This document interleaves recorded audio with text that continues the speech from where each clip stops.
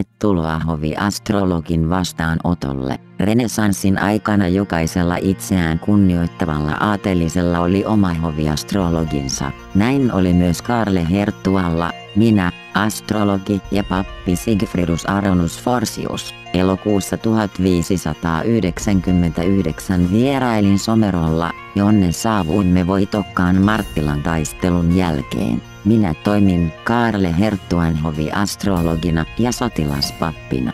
Hoviastrologina toimi myös aikalaiseni tanskalainen Tycho Brahe, joka oli myös arvostettu tähtitieteilijä. Kuningas Fredrik II lahjoitti Brahelle oman saaren Juutinraumasta. Saarelle Brahe rakensi observatorion ja Uraniborin, aikansa ensimmäisen nykyaikaisen observatorion, josta hän teki havaintoja auringosta, kuusta, planeetoista ja tähdistä. Veenin saarella on nykyisin upea museo, josta myös ikkunan vieressä oleva Tycho Brahen vuonna 1598 kirjoittama teos Astronomia ja Instaurate Mechanican näköispainoksena on hankittu.